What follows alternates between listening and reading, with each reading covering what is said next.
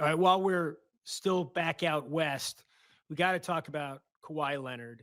It's been the dominant story for the last, 4 or 5 weeks in the offseason. The players haven't cared. I haven't heard a peep out of players. Yeah, what you saying? Why he snitching? Right. I was going to bring up the S word, but you beat me to it, Quentin.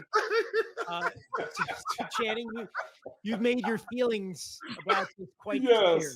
Listen, look, you know how we're joking right now? Good Lord. Like, I don't even take myself seriously. And everyone was like, thought I was being serious. And let's be real. Channing Frye, did they win? If they had won, if you cheat and win, yes, you should be punished. Let me back up for 1 second. Just say, Pablo Torre has done all that reporting.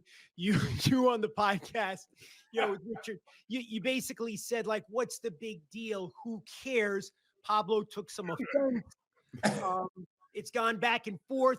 Look, what you said was, look, you got to take it in the context of what we were talking about. I'm kidding around. You don't really think it doesn't matter. No. You're just jealous.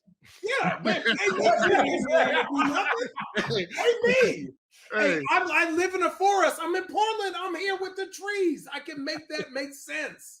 Okay. One, they didn't win. So you're an arborist. Ballmer paying $28 million for nothing. Two, as Kawhi said, that's old news that y'all just don't know about, right? Which I thought that was a hilarious response to the whole thing. It was like he okey-doked everyone. And in all actuality, Pablo Torre is just doing his job. And my job is to give my opinion. Do I really care of a billionaire sneaky gave Kawhi $28 million? Not really. Wait. Billionaires have done way more sneaky things than that. That is the lowest level of sneaky we've ever seen. Like, you need this $28 million? There you go. All right, come on. What's next? Honestly, is it lowest or highest? I think it'd be like insignificant, right? Insignificant. And here's the real thing. Richard's gonna say it. How many other players are talking about this? Players. None. No one cares. Probably it's a big deal if they get caught. But until then, we got other stuff to talk about.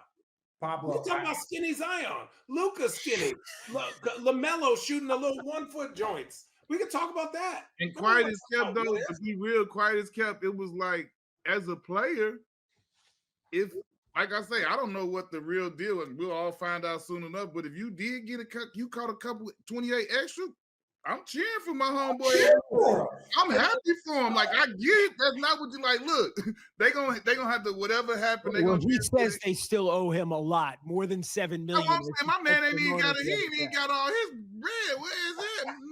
I don't think he's getting it. Let's just say for a second.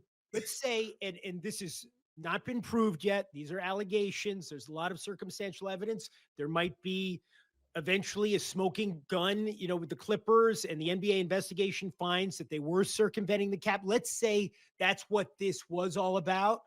What should be the punishment? Okay, let me start with this. Oh, yeah, RJ got this one. Let me start with this. Pablo, it's an outstanding job. We appreciate your service to our league and making sure that everything stays above board. Above board. That was the word I was looking for. We appreciate it. Make no mistake. But for you to expect players to have the same intensity about this as fans, for fans to have the same intensity about this as other NBA owners, I think you're confusing yourself. Yeah. Like, you're confusing yourself. Well, I mean, has he said that they should? No. I know. I would say that when he didn't like our reaction to it. I was about to say his response to Channing was kind of was where I feel what you're saying. Yeah. So that's where I'm saying it's like, Pablo, we're not sitting up here saying what you're reporting. You're doing God's work. This is beautiful. No, but hear me out.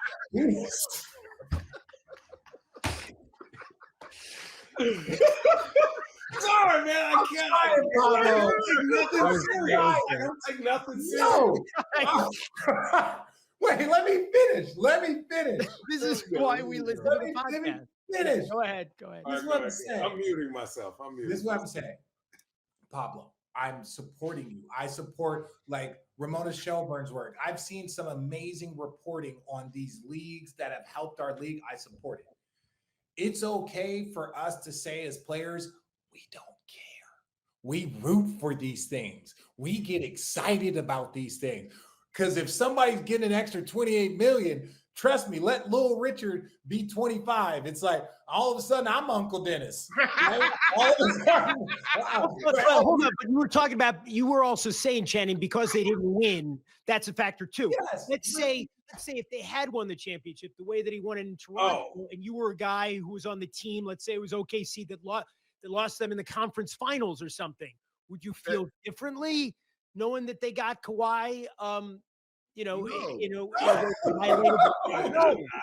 right. First of all, because then that's like when you were a kid and you get beat in a video game and you're gonna go to some semantics. Like, look, I don't care how they got put together. They came out here on this court and beat y'all fair and square. I don't want to hear that now. I don't want. They won and they paid. No, bro, this is a regular team that was put together. Like whatever the semantics back there ain't got nothing to do with this. The outcome was the outcome because they outplayed y'all. I don't want to hear that. I want to finish this. I need people to absorb the players' side of this. The reporting is outstanding. The smoking gun is real. Should there be penalties? Yes.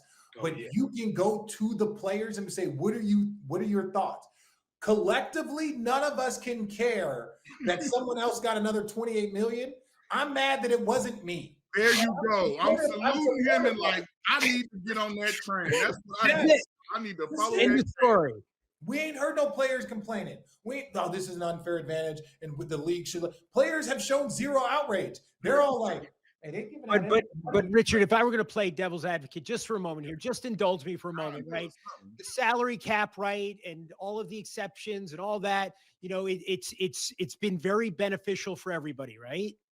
I mean, the league, when you look at how much I think players should be, I don't think there should be. You think it should be unrestricted? You don't believe in a salary? I think we should allow the free market like every other thing. Now we combine this and say the players could do that through negotiations, but they haven't.